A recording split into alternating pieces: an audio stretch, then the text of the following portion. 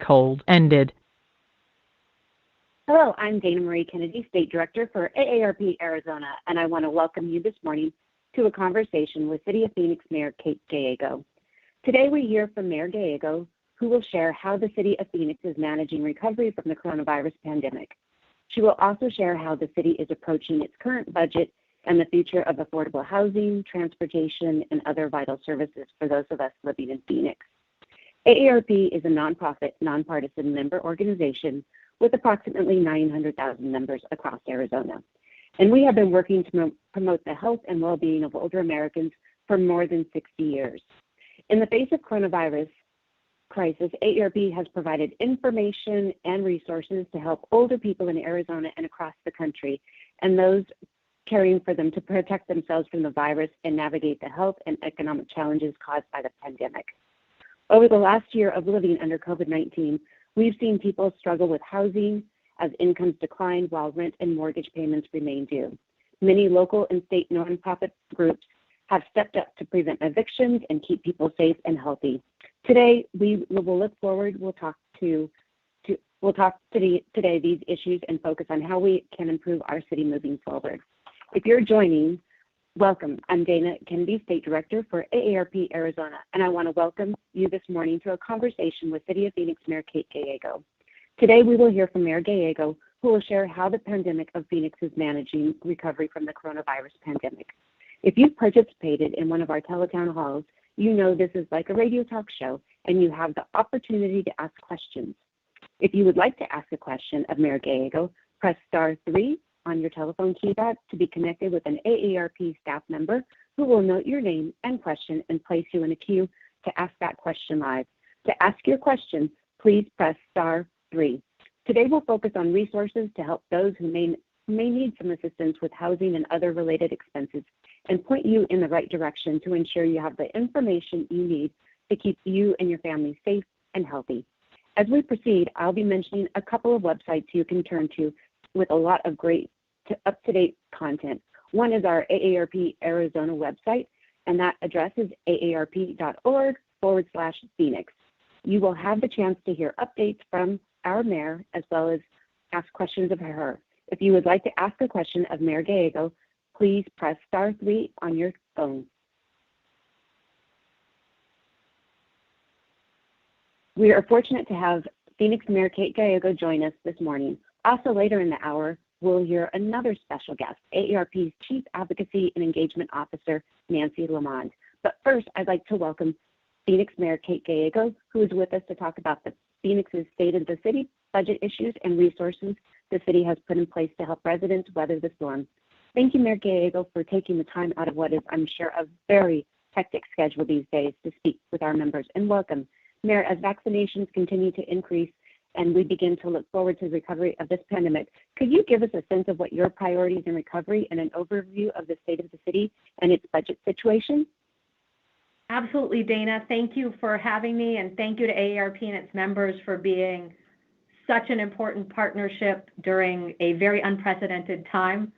I was elected in 2019 and COVID hit during my first year, so it's been really important to me to have partners to get through this because it's an unprecedented time for us.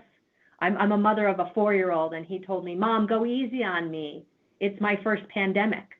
And it was sort of a funny experience for me because for almost everyone in our community, it's all of our first pandemic. So it's unprecedented time, and we have to do our best to make the right decision between often two difficult decisions to get through this. Thank you to everyone in Phoenix who's helped us weather COVID-19 and so many other challenges. It does feel like we can see the light at the end of the tunnel. Older adults are leading the way in getting vaccinated in this community, and that helps us get to that end of the tunnel more quickly. The good news for Phoenix is that we are coming out of this in a relatively strong financial situation compared to other cities in the United States. We made some decisions at the beginning of the pandemic to hold off on purchases and hiring, and that left us with a little bit of a surplus as we go into this budget year, so we are financially healthy. More than 1 million government workers were laid off across the United States, but everyone in Phoenix was able to stay employed. Some people did shift to slightly different jobs, but they are still employed and able to help us as we rebound here in Arizona.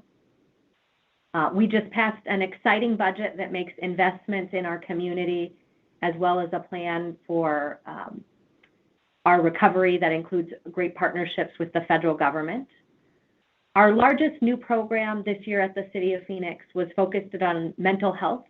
It's an expansion of a small program we had at the city to become citywide. It's called the Community Assistance Program and helps with clinicians and social workers who can respond to mental health calls. We know it was a tough year in Phoenix on the mental health side. It was tough to be parent, tough to be retired. All of these were challenges. And so we have more resources for people who are facing addiction, who need access to services. And we're really proud of that program, which we'll be launching. We're also trying to invest in programs to provide the services that you count on from us.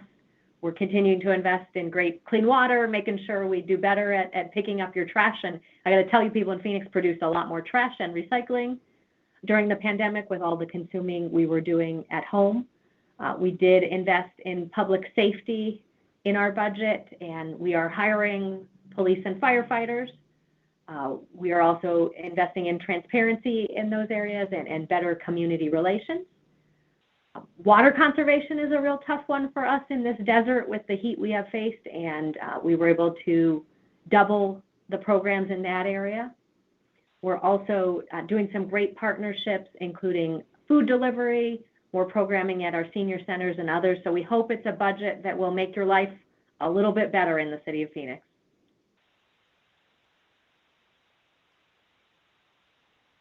Thank you, Mayor, for a great overview. If you're just joining us, my name is Dana Kennedy, State Director for AARP Arizona.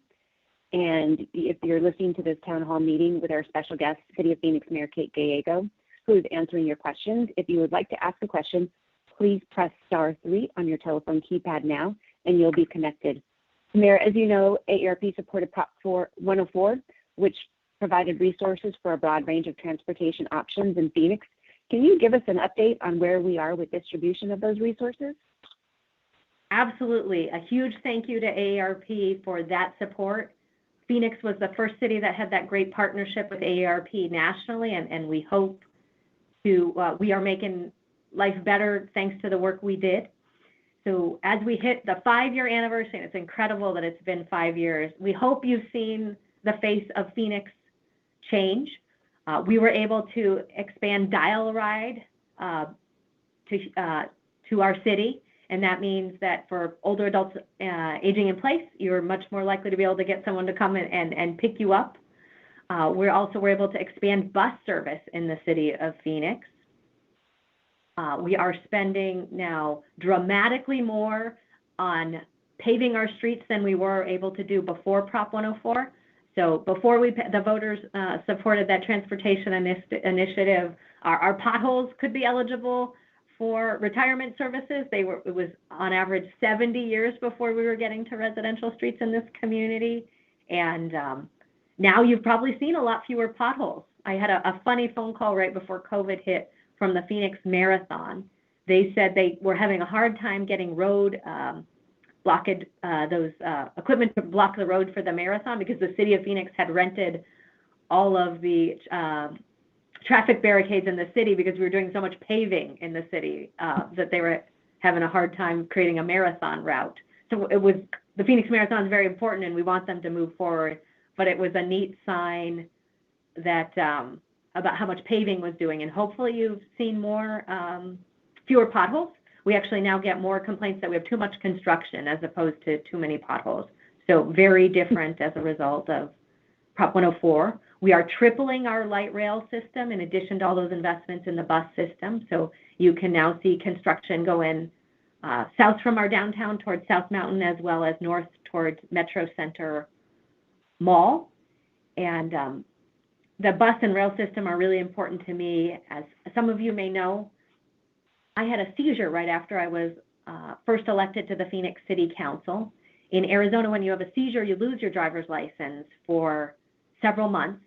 And so I was navigating with our public transit system, which was amazing in our downtown, but didn't go everywhere I needed to go. And I know for some people, driving is not the best alternative. So we're hoping to make Phoenix a friendlier city for people who either choose not to drive or who are unable to do so.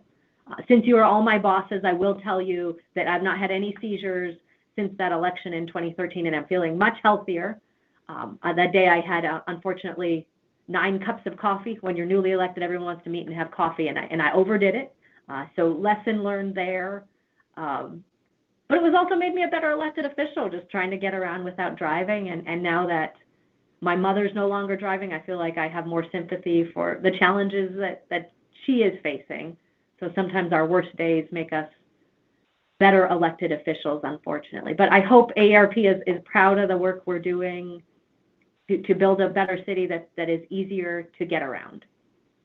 We're very proud of the work that the City of Phoenix has been doing and all the work that you're doing, and it's really great. You can see improvements, and I know just in the little area that I drive around Phoenix, I definitely see changes and the new pavement, and I know we're using pavement that actually helps cool the climate as well. So that's the state of the art. So it's great. Again, this is Dana Kennedy, State Director with AARP Arizona. We're joined with Mayor Kate Gallego, and soon we'll be hearing from our Chief Advocacy Engagement Officer, Nancy Lamond. Mayor, there are discussions about federal resources made available to support localities through the American Rescue Plan Act. Can you share what those are and how those resources will be utilized in Phoenix? Absolutely. So one of the ones that I really wanted to highlight is that we do have assistance paying your rent and utility bills, making sure that you can continue to keep water coming. We are not doing shutoffs right now in the city of Phoenix because we know budgets are tight. In some ways, we're blessed in the city of Phoenix that so many people want to move here, but we've been the fastest growing city in the country, and all of these people moving to our community has been ahead of the available housing supply. So we have seen one of the highest rates in growth in housing prices and rents in Phoenix. I know many of people listening may be on a fixed income, and through no fault of your own, budgets got way harder. If you've been affected by COVID-19, we would encourage you to visit phoenix.gov and see some of the different resources we have. One of the biggest is the Emergency Rental Assistance Program, and that has tens of millions of dollars to help people with these rent challenges, so please check that out. We also are trying to make sure we have more housing available and have particularly made some great partnerships for older adults. So we have partnerships ranging from people who've experienced homelessness. We have partnerships with Central Arizona Shelter Services to try to get more units out there for older adults and people who have medical challenges. But we're also trying to improve the housing stock in Phoenix. We've approved several different projects from the private sector for older adults, and then the City of Phoenix is also investing in our senior housing and have built some really cool projects with great input from our residents that have wonderful walkable amenities and some cool features from balconies to different recreation so that it'll be a great place to live. So we are in the middle of building our largest housing project in city history. Thanks to AARP making some connections and recommendations to us, we have some robust partnerships with the Area Agency on Aging, and those include our Goods to Home program, which is delivery services and help homebound seniors and older adults who need medication, sanitation supplies. We're also delivering meals and a check-in, because sometimes people just need those personalized connections, and we have great employees and partners who are helping us with that. One that hits home to me is our Memory Cafe program. I lost my grandmother very recently, and she suffered for many years from dementia. It was hard for me to navigate those challenges. She really changed, and her personality changed.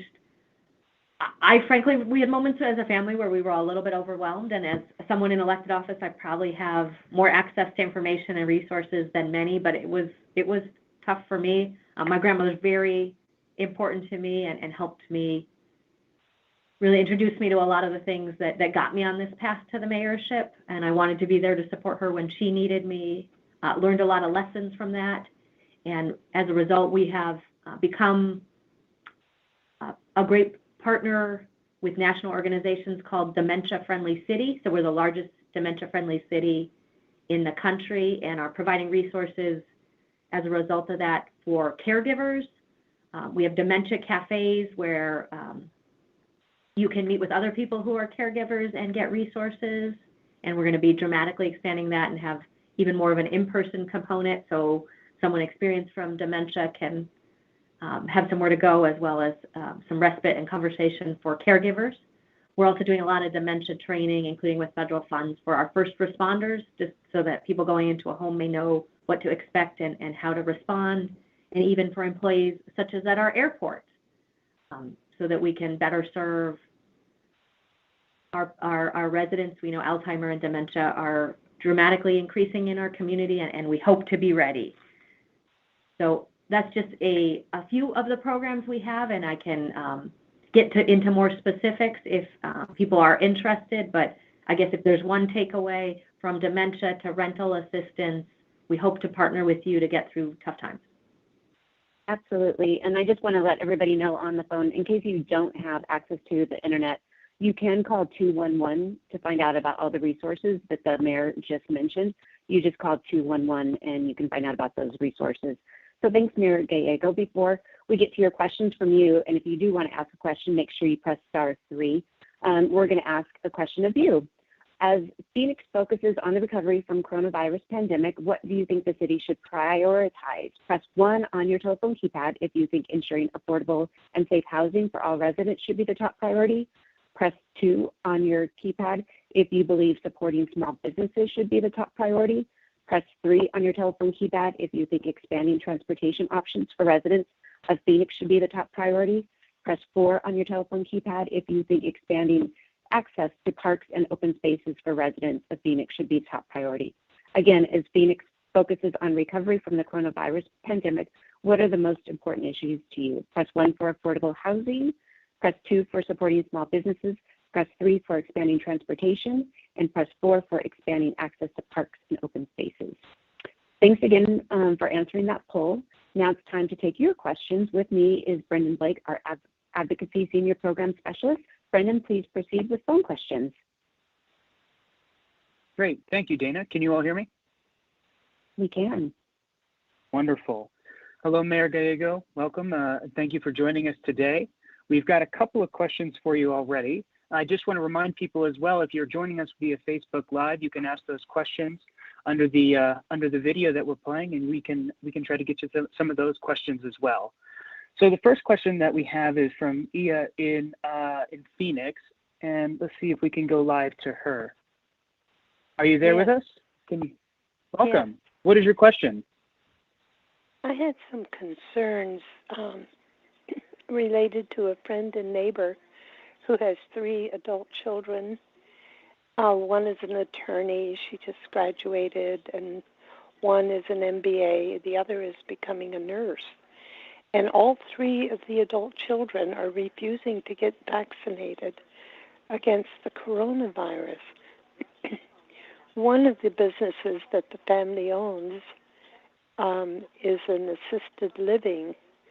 And I worry, and these aren't uninformed juveniles. These are adults, very intelligent, and still they're choosing to wait until there's herd immunity. And that may or may not occur. So I get concerned about that. And if we need, what can we do? Particularly with them exposing, one of the ladies in the assisted living is 104 years old.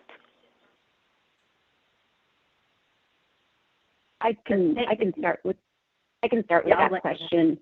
As far as you're concerned, I mean, I think that's really valid, and people do have the, the right to, to get the vaccine or not get the vaccine. As far as residents in that assisted living facility, they were a priority to make sure that they got vaccinated. So the likelihood of the residents not being vaccinated is pretty small unless they refused as well, which that's their right if they wanted to refuse.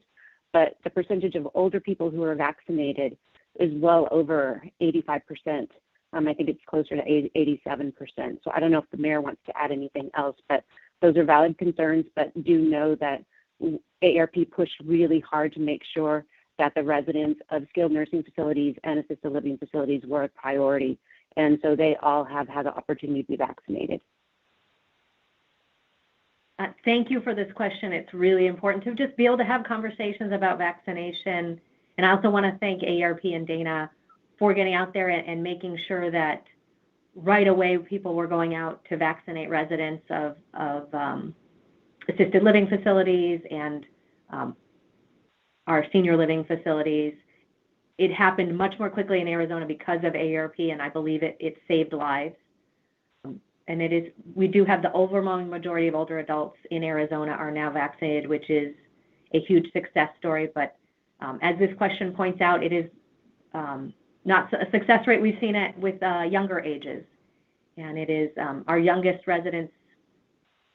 We have a particular concern to me is people from about 18 to 26 who we are not seeing get vaccinated at a high rate, and many are saying, we have strong immune systems, we don't need to. I am very worried about that. It's such a good way to protect your family.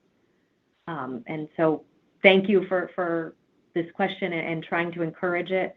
We are at the City of Phoenix trying to raise awareness and partnering with public health authorities, Arizona State University, and others to help people get their questions answered. The Delta variant is becoming very common in the United States and may become the dominant variant, which transmits more quickly and may be more dangerous. And that one is keeping me up at night and to me is an even better reason to get vaccinated. Even if you maybe got COVID early on, a vaccine will provide more protection from the Delta variant. We're making it easy. The City of Phoenix has now gotten into where we have mobile units that can go into neighborhoods and come to you if you don't want to come to a major site, and we are trying to partner with others. We go to parks. We've had parties and live music. I was just at one with Walgreens on the west side this week where they had a live DJ and we're giving out lottery tickets, and you can really have an easy experience. There was no waiting. So we hope people would get vaccinated. The legislature has passed a law and businesses cannot require vaccination, but it is such a good way to protect yourself and your community. I got mine, was a little bit sore after the first one and didn't have a lot of reaction after the second one. And I'm so glad I did it. We have a lot of folks in my family who have health problems, including cancer, and it's a way I can protect them. So if you're interested, there's information about where to get vaccinated. It cannot be required, but I think the more you can share information, the better. One that's important to me for people to know is that this type of mRNA vaccine was developed over more than a decade for a coronavirus. It wasn't specific to COVID-19, but there's a lot of research to prepare for this. So I know some people are concerned it happened overnight, and we have been preparing to get to this point for quite a while. Thank you for the question and for concern about our community, and I would encourage everyone to get vaccinated. Thank you, Mayor. Let's go ahead and do another question. We have Wanda from Phoenix. Wanda, can you hear us? Yes. Thank you. Hi, you. Wanda. What's your question? Good morning, Mayor. I just wanted to ask, where do you see the future expansion of Phoenix heading? I know you were an advocate for the expansion of the rail system, so you got that. So now where are we going? That is, thank you so much, Wanda, for that question. We do expect to continue to invest in the light rail system. Likely the next area of expansion would be towards the western portion of Phoenix. We are growing all over the city, though. During my time as mayor, the state completed the 202 freeway in the southwestern portion of Phoenix. Laveen area has great schools and amenities, and we're seeing a lot of interest in that area. Our downtown continues to have a lot of investment, and we're actually going to come out of COVID-19 with more restaurants downtown than when we began COVID-19. We have a lot of growth in the northern part of our city as well. We have Taiwan Semiconductor, the people that make the chips in your iPhones, are investing in that area, as is USAA and a bunch of other high-paying employers. And we're seeing a bunch of housing and schools follow those big projects, as well as so many of the small businesses in the area. I would say one area where I'm very concerned and want to make sure we do our part is helping our small businesses get through this, whether it's medical supply stop or your favorite restaurant. They probably had unprecedented challenges over the last year. So the city has grants to help small businesses, as well as advice and connections and a small business hotline. And we want to keep investing in those great businesses because they do make our city the wonderful community that it is. Thank you, Mayor. So we're going to take more of your questions soon, but before we do, I want to bring in another special guest on the phone lines, AARP's Chief Advocacy and Engagement Officer, Nancy Lamond. Nancy is based in Washington, D.C., and leads all of our AARP's work fighting for our members at the federal, state, and local level. She has a special interest in the nation's city and towns and how AARP can support and strengthen communities across the country. We're pleased to have Nancy join us on the phone lines today. Welcome, Nancy. Hi, Dana, and thanks to the mayor for joining us today. So pleased to be with you. Thank you. Nancy, we're talking about the future of the city and what the recovery from the pandemic should look like for Phoenix. This is an important topic across the country. Can you tell us what AARP is fighting for in D.C. as we look beyond COVID-19? Sure. Well, it certainly feels like we're turning the corner on the pandemic, and it's a tremendous relief to see that more than 87% of people over the age of 65 nationwide who are most at risk have received at least one dose of the vaccine. This is real progress, but there's still work to be done to ensure that anyone who wants a vaccine can get it. AARP is continuing our efforts to reach people like homebound older adults and others who may still need help getting vaccinated or who need more information about the vaccines. Looking forward, 3 big AARP priorities this year are supporting family caregivers, expanding access to affordable high-speed internet, and lowering the cost of prescription drugs. On the first, this past year put a spotlight on how challenging it can be for families to care for aging loved ones, physically, emotionally, and financially. And that's why AARP is fighting to pass the Federal Credit for Caring Act that was recently introduced in both houses of Congress. This bipartisan bill will create a tax credit for eligible family caregivers to help offset certain of their day-to-day expenses. Second, the pandemic has shown that access to affordable, high-speed internet is a necessity. It's not a luxury. Without it, people have fewer opportunities to earn a living, get an education, access health care, and connect with family and friends. AARP is advocating to expand high-speed internet to underserved communities, and nationwide, we're encouraging eligible Americans to enroll in a new federal emergency broadband benefit program that helps make that access more affordable. And then third, we're pushing for action to lower the skyrocketing price of prescription drugs. American families tell us they cannot afford to continue paying the highest drug costs in the entire world, and we know we need action. That's why AARP is pushing for prescription drug reform bills in 30 states across the country, and we're also urging Congress to act. If you want to stay up to date on all of these efforts, and we thank so many of you on the phone for engaging with us and helping us make the case for change at both the federal and the state level and the local level, please visit www.aarp.org/coronavirus. Thanks, Nancy. I know we're seeing those same issues here in Arizona and have been working in the state legislature on addressing affordable housing, long-term care reform, and programs and services to help keep people at home where they want to be. And we know that in Phoenix, the city provides many services to reduce social isolation and transportation. Now, Nancy, you have a view into what hundreds of communities are doing right now. What are you seeing across the country? Well, the past 15 months, as the mayor indicated, have been very difficult and pushed a lot of families and communities to the brink. So in many places, the focus is on recovery and rebuilding in a way that addresses some of the gaps and disparities that the pandemic exposed. We've seen a lot of creative solutions as mayors, community groups, and residents come together to help people stay in their homes and put food on the table, increase access to safe outdoor spaces, and support social connections and combat isolation.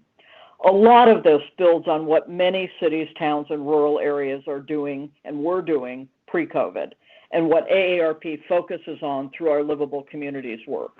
We know that everyone, no matter their age, wants the same things in the places they call home: safe and affordable housing and transportation options, the ability to learn, make a living, raise a family, and get the services they need, and places to go to relax, have fun, connect with friends, family, and neighbors.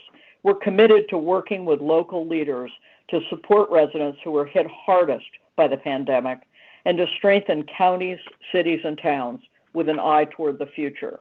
Right now, there's a tremendous opportunity to use the federal funds that are available through the American Rescue Plan Act to address local challenges in Phoenix, across Arizona, and nationwide. And that's why I'm really glad to be here today, listen to this conversation, and thanks so much for having me. I'm going to let you get back to questions and some of those poll results.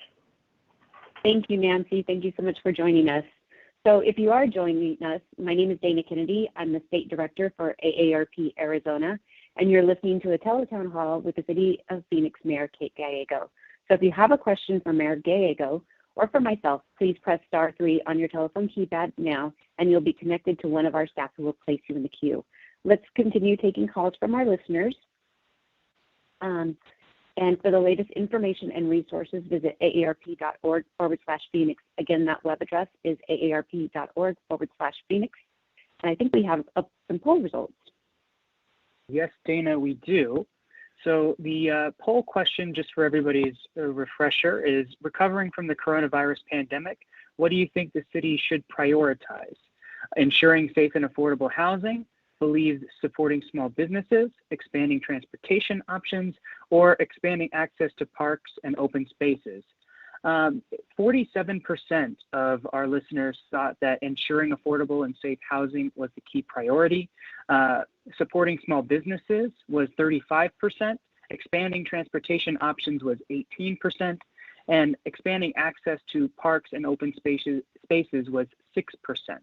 So that was I certainly know that, Mayor, you talked about it a little earlier, but affordable housing is certainly top of mind for many people. We do have another question, and we're going to go to Morgan. Morgan, can you hear us? Hi, I can. Hi, Morgan. What's your question? Hi, Mayor Gallego.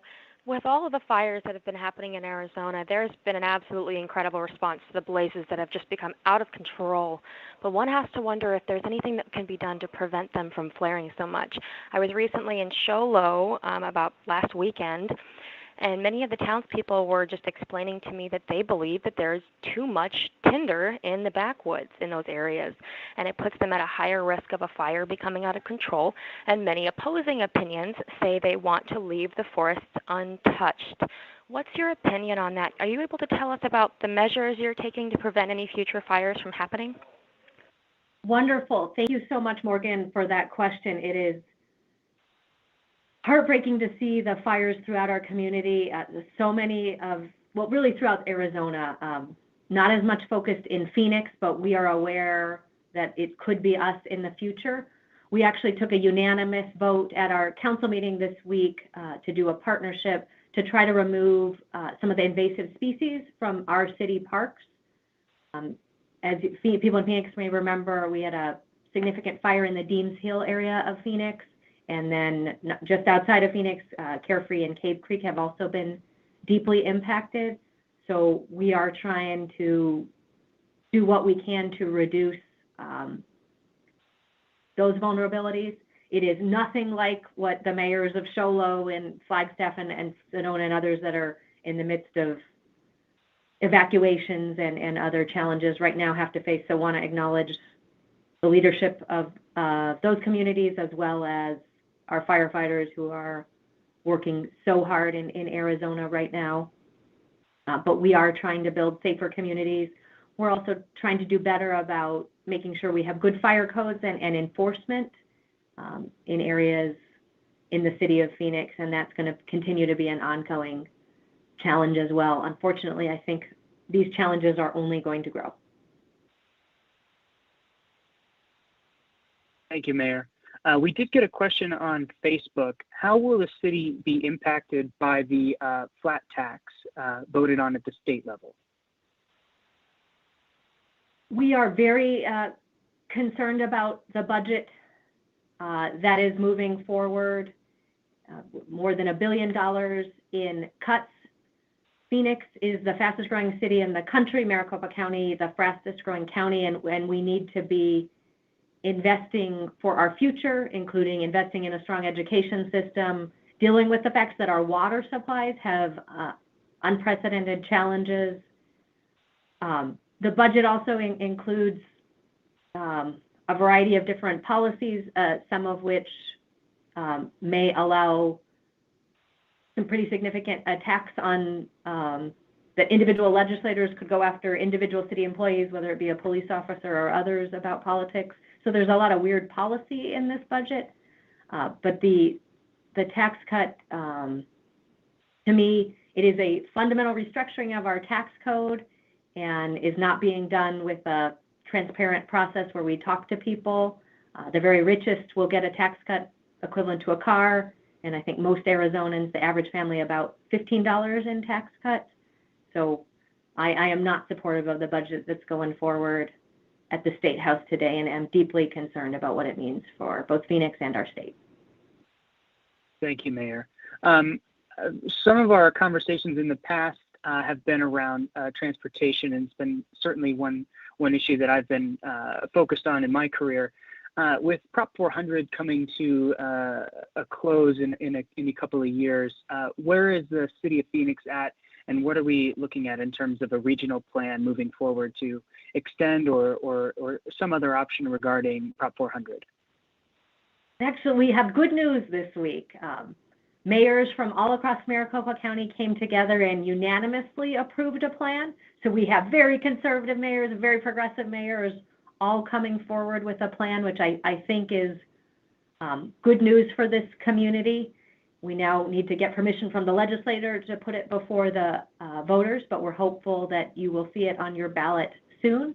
It's a plan that addresses aging infrastructure, including being able to invest in key freeway corridors such as I-17 that really do need some love to be able to continue, and could not come at a more important time. If you've seen some of the news about infrastructure, there was a bridge in DC that collapsed. So Nancy, we hope everyone around you is doing okay. The initiative also supports our transit system, including our bus system, which could not continue to operate at a regional level if it didn't move forward, and investments in through every part of the county. So nothing's perfect, but we're really excited to have something that can move forward with unanimous support from mayors, and AARP was involved in making sure older adults' voices were heard, and as that was crafted. So again, thank you to AARP for being at the table on behalf of your members in that area.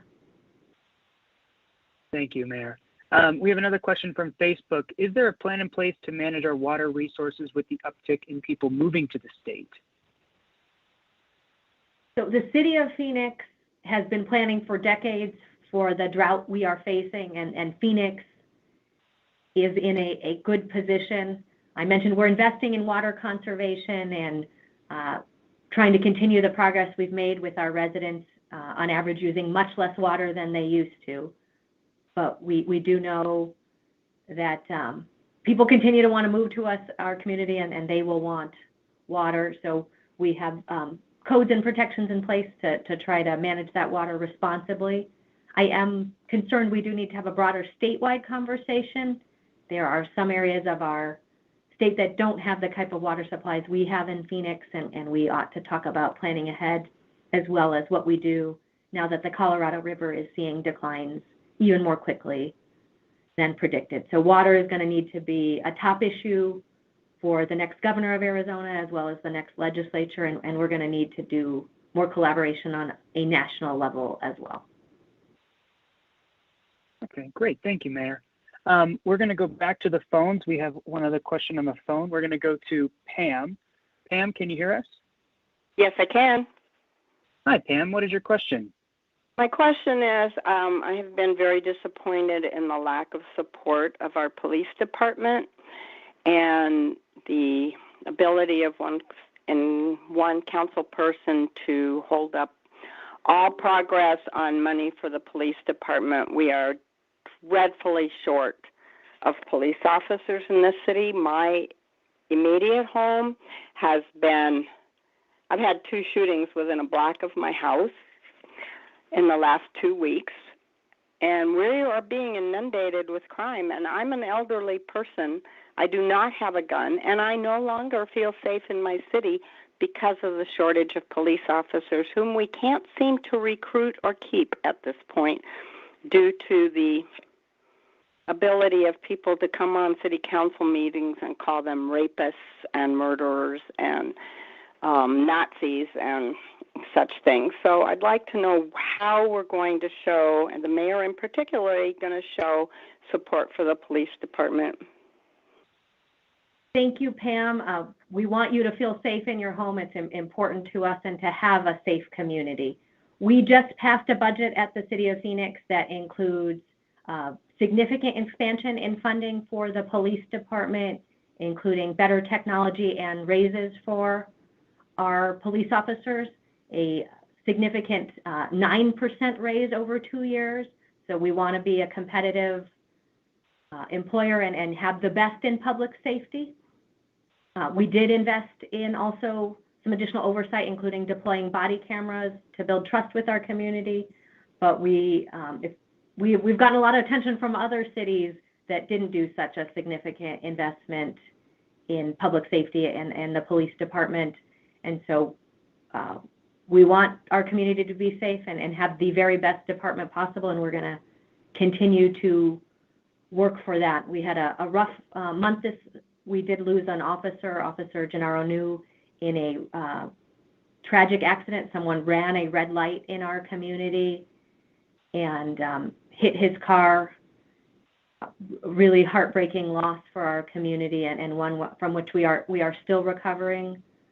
But we're continuing to invest in public safety. One way you can help us is if you know people who'd be interested in working for the City of Phoenix. We are hiring and would welcome those applications. So please get out there and help us recruit. And we're continuing to invest in talking to our officers about what they are like to see and what matters to them as well. We're doing not just the investment in the salaries, but also mental health care, because our officers do have to see some tough things and respond to very difficult scenes as well.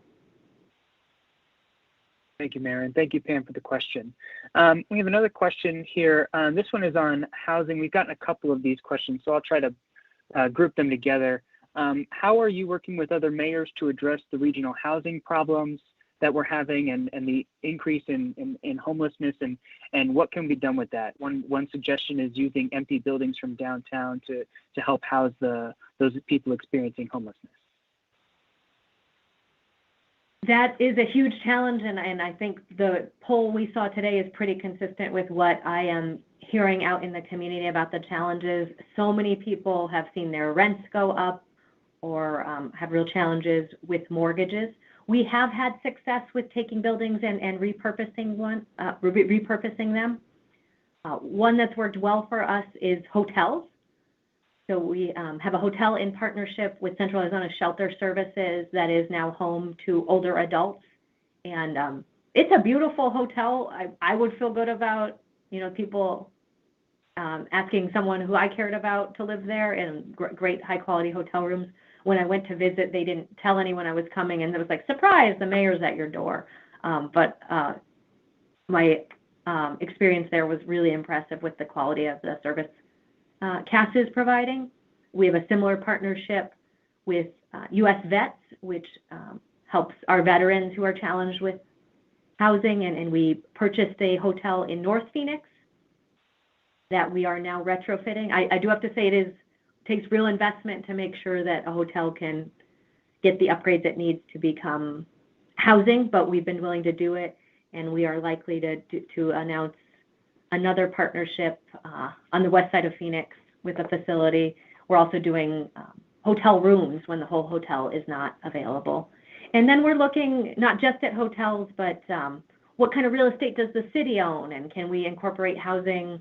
Sometimes it's some of the units in a project, sometimes it's an entire project, and really building, again, some very high quality projects that I think you'd be proud to live in. We're also partnering with nonprofits and providing housing to them. One with Native American connections is at the top of a mountain in the middle of our city with some of the best views in Phoenix, much better than outside of my house. And that also includes behavioral health assistance, which we know is something that has been below what we need in this community. So we are trying to make investments. We have very long council meetings now because there's so many housing projects going to us for approval and they're being built. But there's also constraints with not enough construction workers to build them. And lumber prices have been a challenge, although it looks like those are heading more back down to more sustainable levels. But from supplies to workforce, there's been more demand than supply right now. But we hope with a variety of public policies, from incentives to city land to purchasing existing assets, we can do our part to reduce this. I do try to work with other mayors and want to particularly recognize the mayors of Mesa and Tempe who've been real leaders on this. They both have solid plans in their community. I think most of you who are on are in Phoenix, but if you're not, feel free to get involved locally with your city and talk to your mayor. We did mayor-wide at the county level pass a plan to combat homelessness on a regional level, and that should be very good news. And the state recently combined housing and homelessness into one department. They had not been as focused on this issue, but I am optimistic that they will be important partners as well in this area. So if you talk to your state legislators, ask them about this issue as well. Thank you, Mayor. Thank you, Mayor. It's been a pleasure. I'm going to hand it back to Dana. Thank you, Brendan. Great questions to all of our guests. So this has been an informative discussion, and our special thanks to Mayor Gallego for answering our questions. Mayor, do you have any closing thoughts before we conclude? We're almost at the top of the hour. I want to thank you for the gift of your time. I know people are busy in this community, and we're just excited to update you at what we're doing at the city, from housing to transportation. I also want to thank AARP for being a voice of older adults and making sure we know what people in our community need so that we can invest, whether it be from dementia to getting people healthy meals. You have helped inspire and been a forceful advocate for our community during COVID to keep us safe. So thank you for being a great partner for us. Thank you, Mayor. And thank you to AARP members, volunteers, listeners for participating in the discussion. Many of the resources referenced today on the Teletown Hall can be found at aarp.org/Phoenix. Again, that web address is aarp.org/Phoenix. If you need additional resources, don't have internet, make sure you go to 211. You can just dial 211 and they can let you know about rental assistance, utility assistance, resources that could help you, Meals on Wheels, case management, mental health. Just make sure that you get the help that you need if you need it. And again, if you go to aarp.org, you'll find the latest updates on coronavirus, as well as information tailored for older adults and family caregivers. Thank you and have a good day. And thank you so much, Mayor Gallego, as well as Nancy Lamont, for joining us today. This concludes our Teletown Hall. Thank you.